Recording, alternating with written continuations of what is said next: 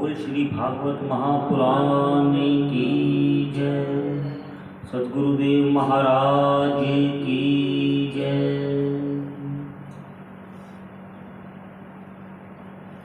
राजा परीक्षित ने सुखदेव जी से कहा, गुरुदेव, मैं समुद्र मंथन की कथा पूरी तरह जानना चाहता हूँ।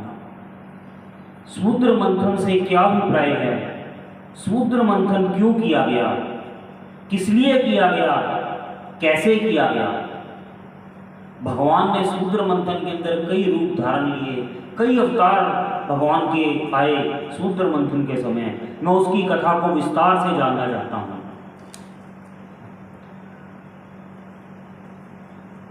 सुखदेव मुनि ने बताया कि जीव को जब भी अपनी तरक्की की इच्छा होती है, आगे बढ़ने की आकांक्षा होती है, तो सबसे पहले मंथन करना अनिवार्य है। मंथन से अभिप्राय है कि जीव अपने मन को ही मंथन करके देखे कि मेरे मन के अंदर चल क्या रहा है।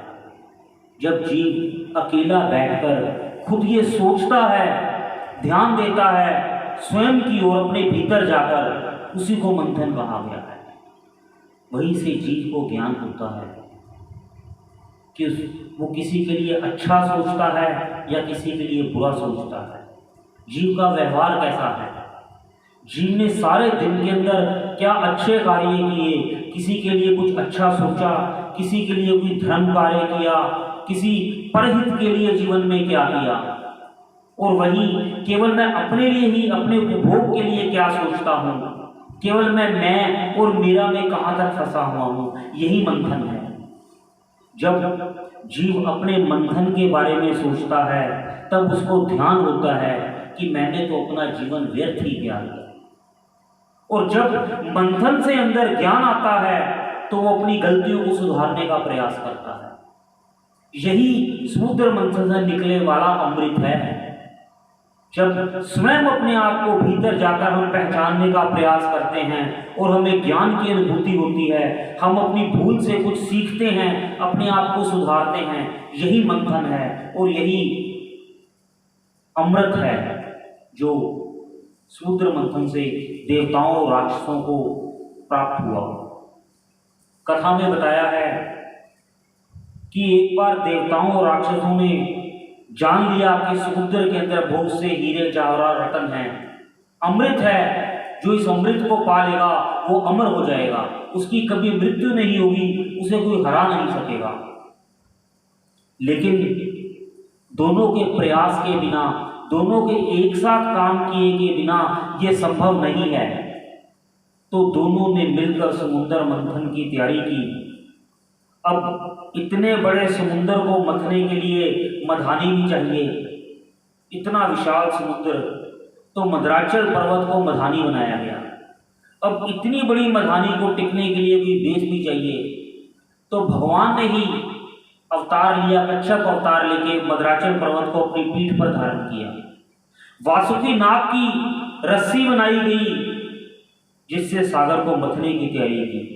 एक तरफ देवता हो गए सारे, एक तरफ राक्षस हो गए। अब दोनों ने मिलकर समुद्र को मथने का कार्य शुरू किया। दोनों में बैठकर फैसला हो गया, जो भी चीज निकलेगी, एक तुम ले लोगे, एक मैं ले लूंगा। काम शुरू हो गया। मंथन में सबसे पहले क्या निकला? विष बाहर आया। जय ही समुद्र मंथन शुरू हुआ तो हलाहल विष बाहर आया, हर तरफ त्राहिमाम त्राहिमाम। अब राक्षस बोलते हैं देवताओं को, इसे तुम ग्रहण करो, प्रथम चरण तुम्हारा है, तुम्हें मिलना था। देवता बोलते हैं इसको तुम ग्रहण करो। यही जीवन है। जब अच्छा होता है ना कोई, तो वो कहता है मैंने कर दिया। जब बुरा होता है तो जीव कहता है तुमने कर दिया।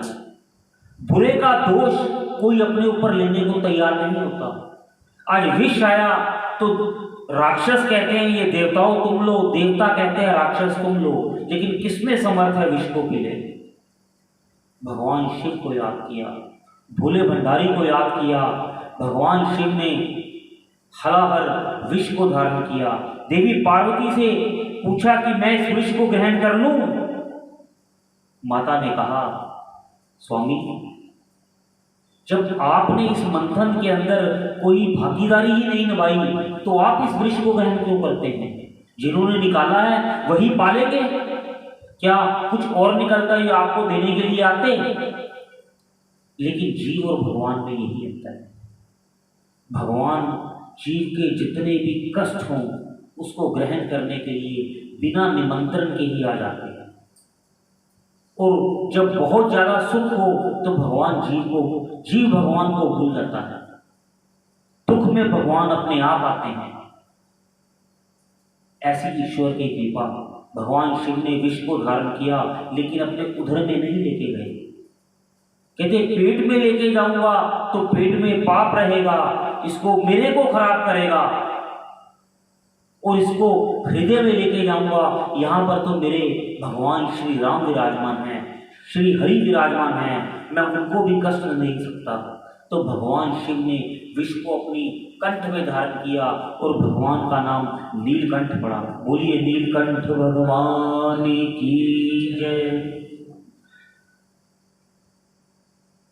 विष ये भी जीव को एक शिक्षा देता है कि विष निकलना क्या है। जब हमारे मन में किसी के लिए द्वेष होना, किसी के लिए द्वेष आ जाए तो उस बात को अपने पेट में नहीं रखना चाहिए, वरना आप दुखी हो जाते हो। जैसे भी वो व्यक्ति आपको दिखता है आप उसको द्वेष भाव, ईर्ष्या भाव से देखते हो। यदि इसको हृदय में रखोगे तो आपके रिश्ते खराब हो जाएंगे। केवल उसको कंठ में रखो।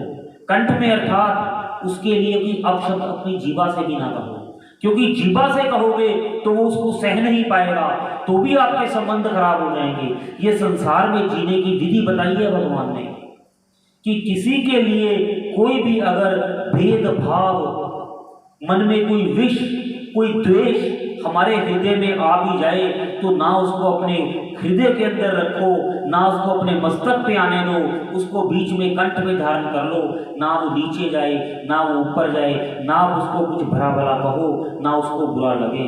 ऐसे जीवन के अंदर विष, रिश्तों में कड़वाहट आती ही रहती है, और उसको ठीक कैसे करना है, उसके साथ जीना कैसे है, यही समुद्र से निकलने वाला हलाहल विष है।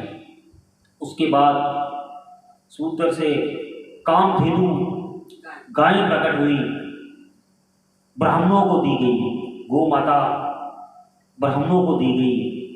प्रथम जीवन में जो भी कुछ मिले ब्राह्मणों को दान देना चाहिए, क्योंकि सबसे पहले उसमें संतों का, महात्माओं का, जो जगत कल्याण के लिए ही हमेशा प्रयास करते हैं, उनका अधिकार सबसे पहले है।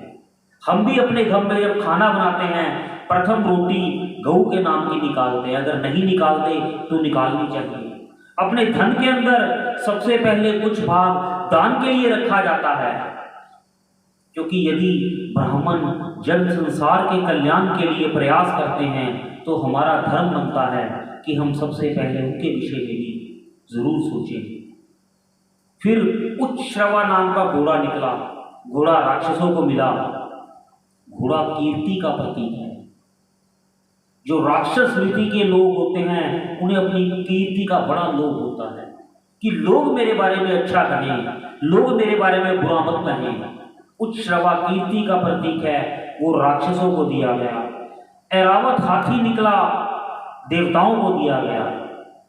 हाथी अर्थात सूक्ष्म दृष्टि, जिसकी दृष्टि सूक्ष्म है वो देवताओं को दिया जाता है, क्योंकि देवता हर चीज को बड़े ध्यान से सूक्ष्म तरीके से परीक्षण करते हैं, केवल कीर्ति के मोह के पीछे नहीं जाते।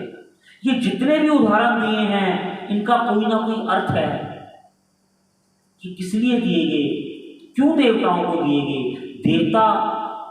देवता एक जीने की विधि है और राक्षस भी एक जीने की विधि है।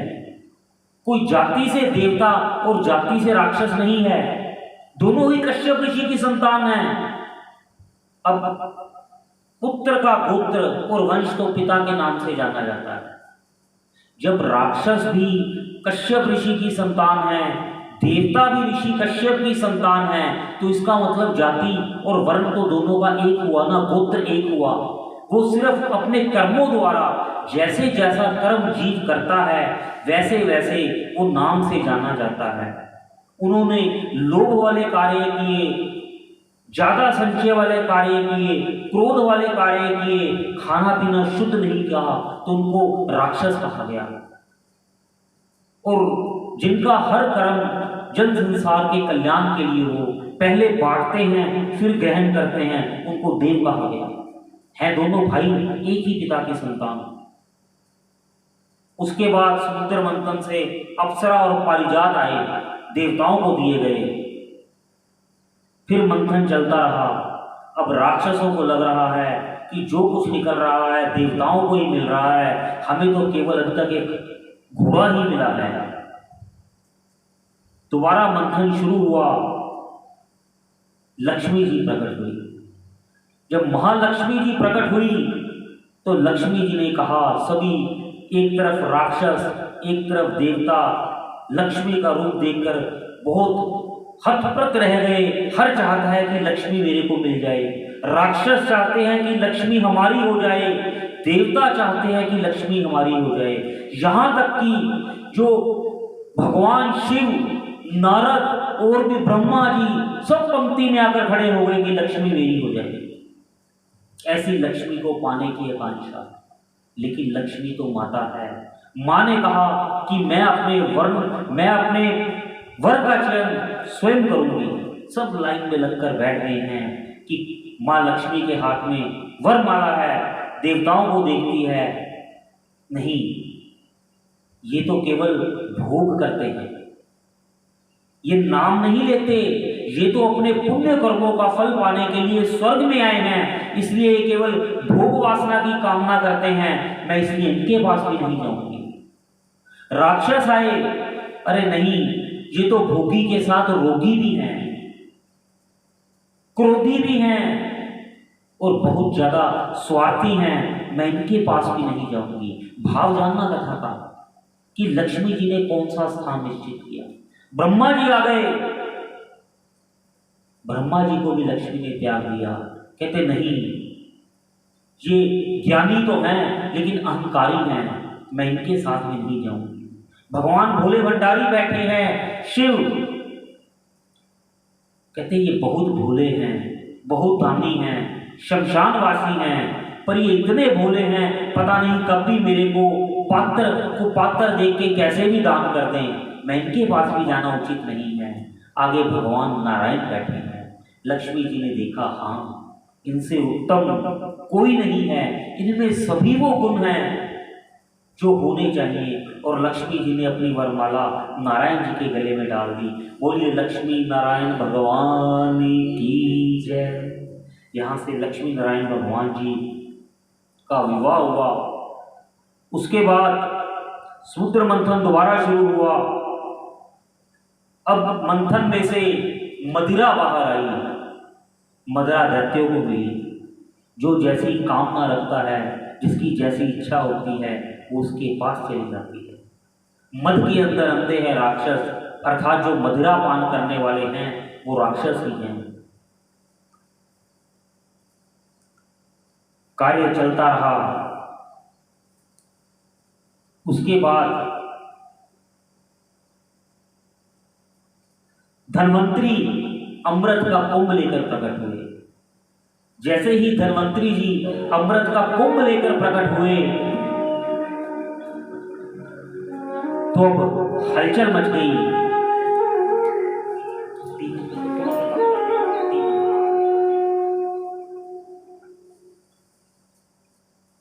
अब हलचल मच गई कि इस अमृत को हम पहले पिएंगे, हम पहले पिएंगे। दोनों तरफ झगड़ा शुरू हो गया। अमृत को हम ग्रहण करेंगे। अरे जितना कुछ भी राक्षसों ने कहा अभी तक आया है, ज्यादा से ज्यादा तो देवताओं ने लिया है, ये हमारी बारी है। अब जब देखा राक्षस अपनी तरफ अमृत को खींच रहे हैं, देवता अपनी तरफ खींच रहे हैं, तो वहां पर भगवान मोहिनी का अवतार हुआ। बोलिए मोहिनी भगवान की जय। श्री हरि आज ऐसा सुंदर रूप बनाकर आए हैं जो आज तक कभी किसी ने ना देखा ना सुना। अरे कल्पना में भी भगवान ने ऐसा रूप नहीं किसी ने सोचा होगा जैसा ठाकुर जी रूप बनाकर आए हैं। बहुत ही सुंदर रूप, भगवान के अधरों पे मुस्कान और चेहरे की कांति ऐसे लग रहा था कि स्वर्ग की सारी अप्सराएं भी एक साथ आ जाएं तो भी ऐसी कांति फीकी पड़ जाए। भगवान वहां पर आते हैं और उनको देखकर सभी देवता राक्षस मोहित हो जाते हैं। हर कोई उस मोहिनी रूप को वरना चाहता है, हर चाहता है कि ये मोहिनी मेरी पत्नी बन जाए, मैं इसको पालूं। ऐसा भगवान ने सुंदर रूप बनाया। कहते हैं ऐसा रूप भगवान का था कि जितने भी ब्रह्मा, स्वयं भगवान शिव भी भगवान के इस रूप को देखने के लिए तरसते थे।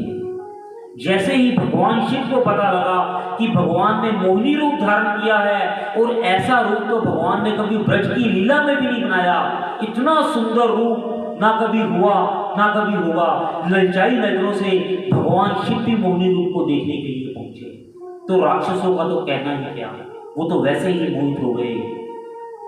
बड़े प्रेम से मोहिनी अवतार कहते हैं, लाओ ये अमृत कुंभ मेरे को पकड़ा दो, मैं एक एक करके सबको अपने हाथ से पिलाऊंगी, और जिसको मेरे हाथ से अमृत मिलेगा उसका तो कल्याण होना निश्चित है। ठीक है देवी, जैसा आप कहें।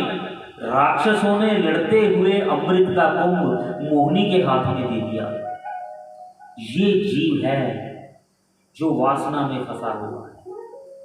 कितना भी ज्ञानी हो जाए, कितना भी अभिमानी हो जाए, कितना भी पुण्यवान हो जाए, लेकिन जीव जब काम वासना में फंसता है तो सब कुछ भूल जाता है।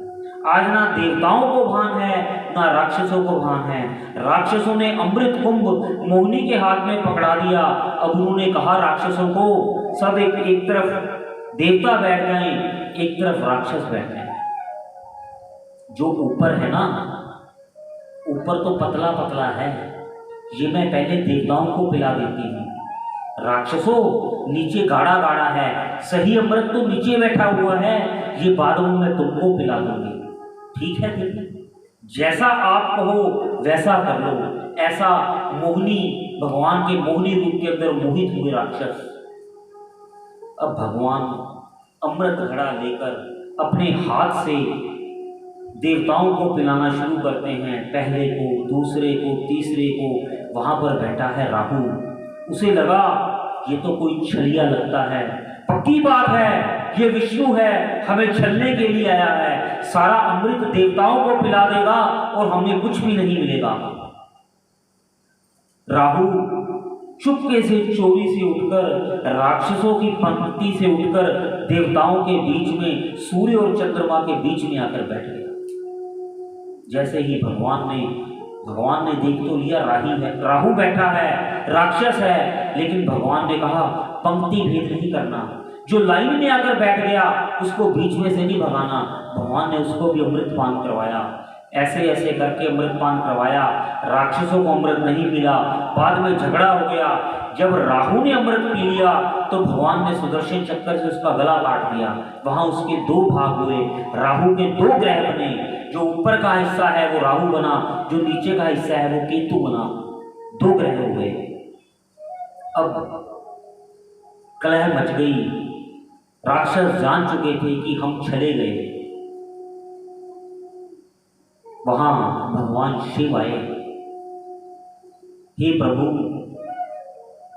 मैं कैलाश से आया हूं, आपके मोहिनी रूप के दर्शन करना चाहता हूं। भगवान शिव को दर्शन देने के लिए दोबारा भगवान ने मोहिनी रूप धारण किया, और ऐसा रूप भगवान ने धारण किया कि शिव मोहित होकर भगवान को नेत्र भरकर देखते रहे। दौड़े शिव मोहिनी के पीछे आलिंगन करने के लिए। जैसे ही भगवान शिव ने मोहिनी रूप को आलिंगन किया, चतुर्भुजी नारायण प्रकट हो गए।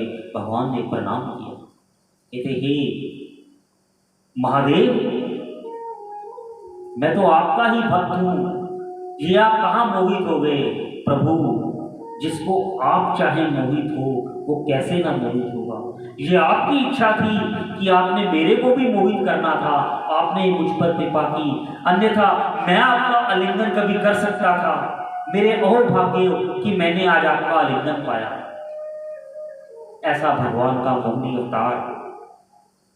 तो जीवन में समुद्र मंथन से हमें अपने मन का मंथन हमेशा करना चाहिए।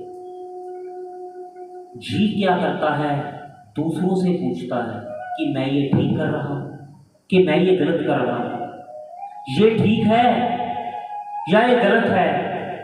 हमेशा जीव डबल माइंडेड रहता है, संशय में रहता है। गीता में भी भगवान ने कहा है संशय आत्मा विनश्यति, जो जीव आत्मा संशय में रहती है उसकी आत्मा का नाश हो जाता है। तो जीव को कभी संशय में नहीं रहना चाहिए। संशय से मुक्ति कैसे पाई जाए? केवल मंथन द्वारा। हमारा मन ही हमारा मित्र है और हमारा मन ही हमारा शत्रु है। यदि हम अपने मन द्वारा अपने मन को जान लें तो हमारे अंदर कोई दुविधा रहेगी ना। हर चीज का उत्तर हमारे भीतर है, हमारे भीतर ही सब कुछ है। कोई दूसरा व्यक्ति आपको कोई सलाह देगा ना तो उसमें उसकी बुद्धि मिश्रित होगी, उसका स्वार्थ भी मिला हो सकता है। परंतु जब हम स्वयं का मंथन करेंगे, खुद के भीतर जाके देखेंगे तो हमें सही दिशा जरूर मिलेगी। ऐसी भगवान कृपा करते हैं। इसके बाद 7वें मनवंतर में श्राद्ध देव नामक मनु हुए। मनवंतर बदलता है, हर मनवंतर के नए मनु होते हैं। कश्यप और अदिति के घर भगवान वामन अवतार में प्रकट हुए इसमें। फिर राजा परीक्षित ने पूछा, गुरुदेव कश्यप और अदिति ऋषि के घर भगवान ने अवतार क्यों लिया? ऐसा क्या हुआ जो भगवान कश्यप जी के यहाँ वामन रूप में प्रकट हुए? मुझे वामन अवतार की कथा विस्तार से सुनाइए। अब जब समुद्र मंथन के बाद राक्षसों के साथ छल हुआ तो राक्षसों ने बहुत जाकर तप किया। उन्होंने तप के द्वारा बहुत सी सिद्धियां प्राप्त की, बड़ा बल प्राप्त किया। राक्षसों के राजा थे बलि। बलि कौन? प्रहलाद जी के पोते। प्रहलाद के पुत्र हुए विलोचन, विलोचन के पुत्र हुए बलि। राजा बलि ने विश्वजीत यज्ञ किया। विश्वजीत यज्ञ करके उन्होंने इंद्रासन को भी प्राप्त कर लिया। महाज्ञानी, महान दानी, भगवान के भक्त राजा बलि। प्रहलाद के पुत्र जो हैं, प्रहलाद को भगवान ने वचन दिया था ना, तेरी 21 पीढ़ियों का मैं कल्याण करूंगा। 7 ननिहाल पक्ष की, 7 तेरे पितृ पक्ष की, 7 तेरे ससुराल पक्ष की, 21 पीढ़ियों का कल्याण करने का वायदा किया था भगवान ने, नरसिंह भगवान ने। आज राजा बलि भगवान के भक्त अपने बल द्वारा, अपने तप के बल द्वारा सिद्धियां प्राप्त की, विश्वजीत यज्ञ किया और इंद्र पे भी आज उनका राज है। अब अदिति बड़ी दुखी है। अदिति देवताओं की माता है, अपने पति से प्रार्थना करती है, पतिदेव मेरे पुत्रों का कोई कल्याण करो। अरे मेरे पुत्रों का तो सब कुछ ही छीन के दिति के पुत्र राक्षस ले गए, इनके पास तो कुछ भी नहीं है, ये तो दर दर भटकते फिर रहे हैं। कोई ऐसी कृपा करो कि उनको उनका खोया हुआ साम्राज्य वापस दिलाया जाए। अदिति अपने पति से प्रार्थना करती है और अदिति पतिव्रता स्त्री है। पत्नी में इतना बल है, यदि वो अपने धर्म का पालन करे नियम से तो उसके घर में भगवान पुत्र लेके आते हैं। कश्यप ऋषि ने कहा, देवी तुम प्यो व्रत करो। जब तुम प्यो व्रत करोगी, नियम से जीवन व्यतीत करोगी, भगवान की साधना करोगी, तप करोगी, तो निश्चय ही तुम्हें उत्तम फल की प्राप्ति होगी। तुम्हारे यहाँ भगवान जरूर पुत्र रूप में प्रकट होंगे। प्यो व्रत अदिति ने किया, पूरी विधि बताई है भागवत में, प्यो व्रत कैसे किया जाता है। अभ्योव्रत किया, नियम से दोनों पति पत्नी रहते हैं, भगवान का ध्यान करते हैं। और 9 महीने के बाद अदिति के यहाँ बटक रूप में आज वामन भगवान प्रकट हुए। बोलिए वामन भगवान की जय। प्रकट होते ही 7 वर्ष का बटुक ब्राह्मण, भगवान ने 7 वर्ष के बटुक, बटुक मतलब छोटा सा, जिनका छोटा कर, बटुक छोटा सा, छोटे से 7 वर्ष के बालक में भगवान प्रकट हुए। हाथ में कमंडल है, सिर पे चोटी है, तेज चेहरे पे इतना है कि लाखों सूर्य एक साथ चमक जाए तो भी वामन भगवान के आगे फीके लगते हैं। दृष्टि भगवान के चेहरे से हटती ही नहीं। दोनों पिता और माता आज अपने पुत्र को ही निहारते हैं कि ऐसा सुंदर रूप लेकर आया है ब्राह्मण, लंगोट पहना हुआ है, हाथ में कमंडल है। और ब्राह्मण तो आते ही भिक्षा मांगने के लिए चले पड़ते हैं। कश्यप ने कहा, देवी ये तेरा राज्य है ना।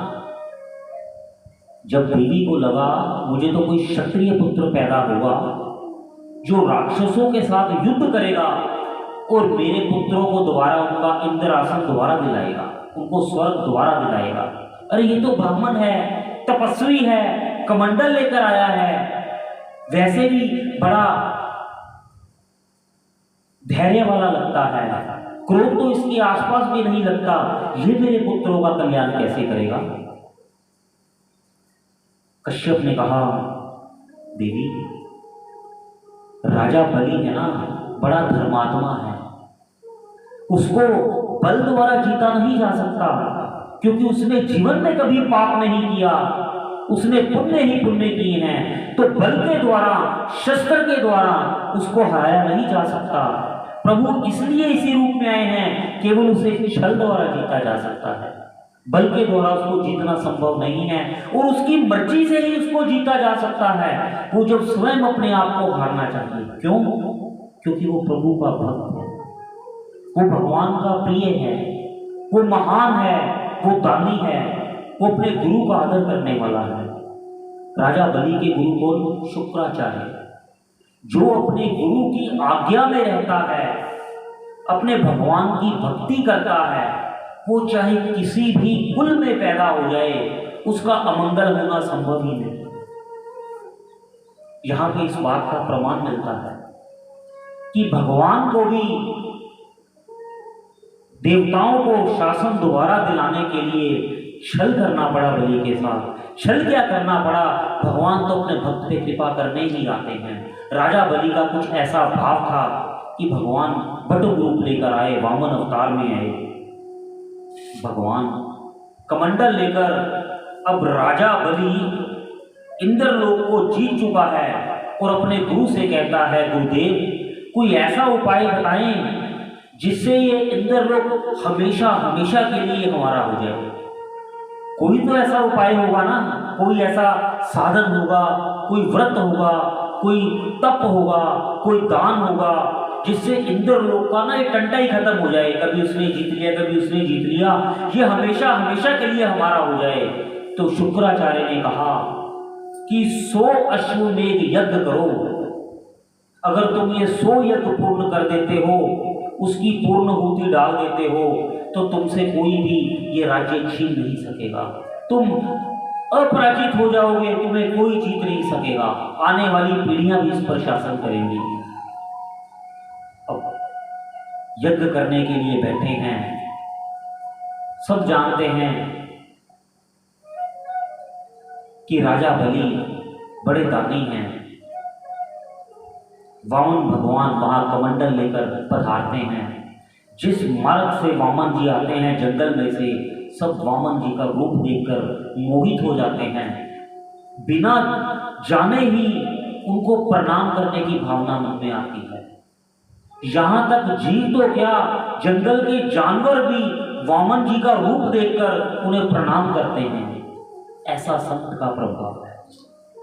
संत को देखकर अगर अपने अंदर से अपने आप ये भाव आए कि मैं इनको नमस्कार कर दूं, उन्हें अपना परिचय देने की जरूरत नहीं है।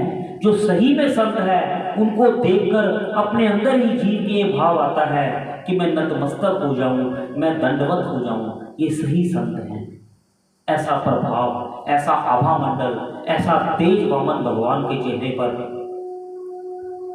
यज्ञ मंडल में पहुंचते हैं, सभी स्वागत करते हैं, आओ ब्राह्मण देवता, आओ ब्राह्मण देवता, आओ ऋषि पुत्र, आओ ऋषि कुमार।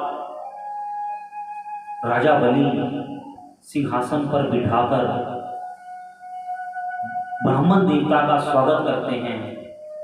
अपनी पत्नी को बोलते हैं, विद्यावली जाओ जल लेकर आओ। आज ऐसे सुंदर ब्राह्मण, ऐसे तेजस्वी ब्राह्मण अपने घर में आए हैं, मैं इनके चरण स्वयं पखारना चाहता हूं। ऐसा भाव राजा बलि के। शुक्राचार्य भी प्रणाम करते हैं, क्या तेज है ब्राह्मण का, ऐसा आज तक बालक ना कोई देखा ना कभी होगा, इतना तेज, ये तो ऐसे लगता है कि स्वयं भगवान विष्णु सामने आ गए हैं। राजा बलि अपनी पत्नी के साथ में उनकी बहन रतनमाला भगवान वामन का स्वागत करते हैं। अब रतनमाला जैसे ही भगवान वामन को देखती है नवनीत जी, तो उसके मन में भाव आता है, इतना सुंदर बालक, काश मैं इसकी माता होती तो मैं इसको दूध पिलाती अपना। ऐसा मत तो भाव रतनमाला के अंदर जाता है। और यही रतनमाला है, जब वो छल द्वारा उसके भाई का सब कुछ छीन लेगा, तब इसके अंदर फिर भाव आएगा, ऐसा कपटी, मेरा बालक होता तो दूध में मैं जहर मिलाकर पिला देती। भगवान ने दोनों भाव को स्वीकारा, क्योंकि भाव से कहा था ना, पहले भी कथा में आया है, चाहे आप भाव से भगवान को याद करो, चाहे कुभाव से भगवान को याद करो, चाहे अभाव से भगवान को याद करो, जो भी भगवान को याद करता है, भगवान सारे भावों को ग्रहण करते हैं, भगवान त्यागते नहीं हैं। यही रतनमाला बाद में शुभनखा ना पूतना बनकर आई, जिसने भगवान को अपना दूध पिलाया। देवी कथा तो सुन रही है,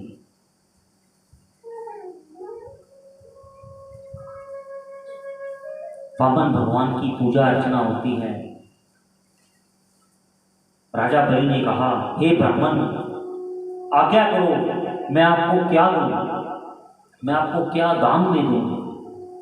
राजन, मैं बड़ा संतोषी ब्राह्मण हूं। मैं आज ना नगर में किसी के घर के बाहर बैठकर आंगन में ध्यान में बैठा था, तभी उस घर की मालकिन बाहर आई और मुझे वहां से भगा दिया। चल उठ, भाग यहां से, तेरी जगह है, मैं इस घर की मालकिन हूं, तू यहां नहीं बैठ सकता। तब मेरे मन में आया, कोई मेरे पास कोई 3 पग भूमि होती, पर खुद की होती, जहां से मुझे कोई ध्यान करता हुआ उठा ना दे। महाराज, यदि आप मुझे कुछ देना ही चाहते हैं तो केवल यही संकल्प करें कि मुझे 3 पग भूमि का दान दे दें। ये 3 पग क्या है? तन, मन, धन, यही 3 पग हैं। भगवान कहते हैं, यदि तू मुझको पाना चाहता है तो अपना तन मेरे को दे दे, यदि तू मुझको पाना चाहता है अपना मन मेरे को अर्पित कर दे, और तू मुझको पाना चाहता है अपना धन मेरे को अर्पित कर दे। अर्थात जब अपना सर्वस्व तू मेरे को अर्पित कर जाएगा तो मैं तेरे घर में द्वारपाल बन जाऊंगा। द्वारपाल अर्थात, अरे जब तूने सर्वस्व मेरे को अर्पित कर दिया तो तेरे योग और क्षेम का उत्तरदायित्व मेरा है। यही भगवान ने गीता में कहा, हे अर्जुन, तू सब धर्मों को त्याग कर मेरी शरण में आ जा, तेरे योग और क्षेम का उत्तरदायित्व मेरा है। यही भगवान ने बलि से कहा। कोई भगवान बलि को छलने नहीं आए हैं, भगवान बलि पे कृपा करने आए हैं। प्रहलाद का पुत्र है, उसको कैसे छल सकते हैं? प्रभु, राजा ने कहा, है तो बड़ा ज्ञानी पर है तो बालक, इसको मांगना भी नहीं आया, अच्छी तरह मांग लेता। अरे महाराज, कुछ 1-2 नगर मांग लो, कुछ बहुत धन मांग लो, लाखों गैया मांग लो, हीरे जवाहरात सोना मांग लो। आप जानते नहीं हो, आप राजा बलि के पास आए हैं। भगवान ने कहा, मैं तेरे को अच्छी तरह जानता हूं, तू वही है ना, तेरे तो खानदान के अंदर बड़े महान बलवान पैदा हुए हैं, हिरण्यकशिपु तेरे परदादा इतने बली, प्रहलाद तेरे दादा इतने तपस्वी, जिन्हें नरसिंह भगवान ने आकर अपनी गोद में उठा लिया, ऐसे तेरे परदादा। तेरा पुत्र बिलोचन महादानी, जिसने अपने दान के अंदर अपनी देह का भी दान कर दिया था, तू उसी महान वंशज का पुत्र है ना, मैं तेरे बारे में क्या नहीं जानता। अब बलि को लगा है तो छोटा सा, पर ज्ञान तो इसे मेरी 4 पीढ़ियों का है। क्या आपने मेरे दादाओं परदादाओं को कभी देखा है? नहीं राजन, मैंने तो अपने बड़ों से उनकी बारे में कथा सुनी है। अरे उनकी कांति तो कई जन्मों से पहले से चलती आ रही है और कई पीढ़ियों तक आगे चलेगी, ऐसे उन्होंने कर्म किए। अब जब किसी से कुछ लेना हो तो उसकी प्रशंसा करनी चाहिए। भगवान दान मांगते हैं और साथ में ये भी हमें ज्ञान देते हैं, जीव कभी भी किसी से कुछ ले साथ में उसकी निंदा नहीं करनी चाहिए, उसकी बड़ाई उसकी प्रशंसा करनी चाहिए, क्योंकि प्रशंसा के वश में आके ही ज़्यादा से ज़्यादा हाथ से छूटता है। अब राजा बलि बड़ा प्रसन्न हुआ, महाराज आप जो चाहे ले लो, आप 3 पग भूमि का मेरे को दान दे दो, लेकिन संकल्प करके मैं लूँगा। अब जैसे ही संकल्प करने लगे, शुक्राचार्य पहचान गए, भाई ये तो साक्षात विष्णु है, और ये कुछ 3 पग भूमि के अंदर सब कुछ माप लेगा 2 पग में ही, तीसरे पग के लिए कुछ बचेगा नहीं, तेरे को नरक में भेज देगा। रोकते हैं अपने यजमान को, राजा तू जानता नहीं ये विष्णु है। अब राजा बलि, उनकी प्रसन्नता की क्या सीमा, गुरुदेव आप ही की कृपा से और आपके आशीर्वाद से ही मैंने इस जीवन में सब कुछ ज्ञान और धन पाया है। आज स्वयं मेरे इष्ट देव मेरे सामने आए हैं और मैं उनको देने योग्य भी तो मुझे आपने ही बनाया है, इससे बड़ा मेरा अहोभाग्य क्या होगा। सब कुछ वैसे भी इन्हीं का है, अब भी इन्हीं का है, पहले भी इन्हीं का था और बाद में भी इन्हीं का है, मेरा तो था ही नहीं। और आज मेरे को ही अवसर मिला है कि मैं भगवान विष्णु को कुछ दान में दे दूं, मैं इस अवसर को खोना नहीं चाहता। मेरी कीर्ति युगों युगों तक रहेगी, मेरा भी नाम हो जाएगा कि मैंने भगवान विष्णु को दान दिया।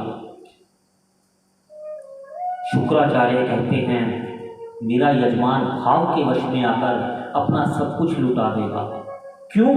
शुक्राचार्य को भान है कि कितना प्रयास करके राजा बलि यहां पर पहुंचा है, कितने यज्ञ किए, 100 अश्वमेध यज्ञ किए, आज पूर्णाहुति का समय है, आज के दिन ही सब कुछ लुट जाएगा, सारा किया कराया काम बेकार।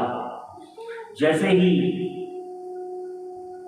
हाथ के अंदर जल लेकर संकल्प करने के लिए राजा बलि हाथ बढ़ाते हैं, वामन जी अपने कमंडल से जल डालने लगते हैं।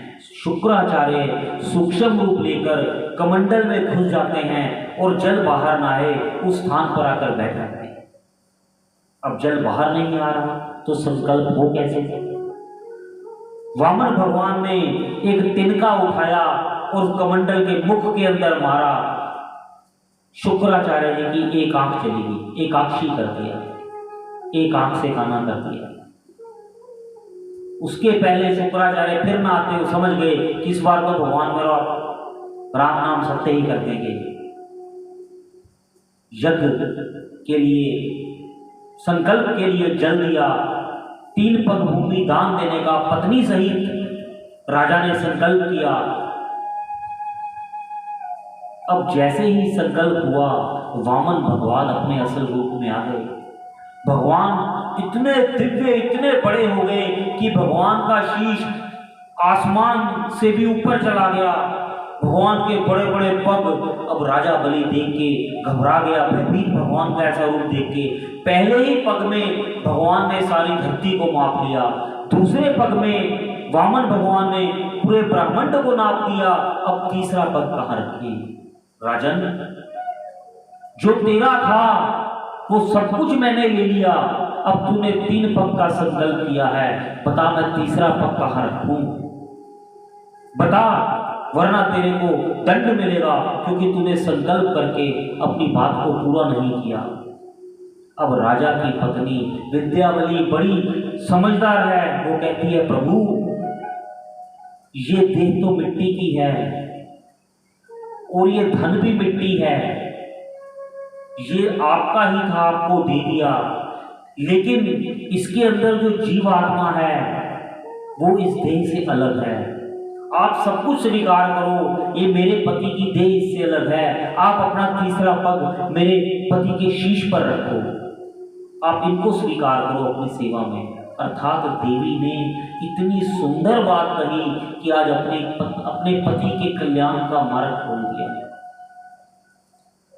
परिवार में कैसा भी वक्त आ जाए, स्त्री को घबराना नहीं चाहिए। इस कथा में सब कुछ चला गया, आप इसको आज के युग से समझ के देखो, सारी प्रॉपर्टी चलेगी, सारा पैसा चला गया, सारा धन चला गया, उसके बाद भी पत्नी ने अपने ज्ञान को नहीं छोड़ा। उन्होंने कहा महाराज प्रभु, आप अपना तीसरा पग मेरे पति के मस्तक कमल पर रखो, मस्तक पर रखो अपना चरण कमल। अरे जिसके मस्तक पर भगवान का चरण पड़ जाए उसका कल्याण होना तो निश्चित है।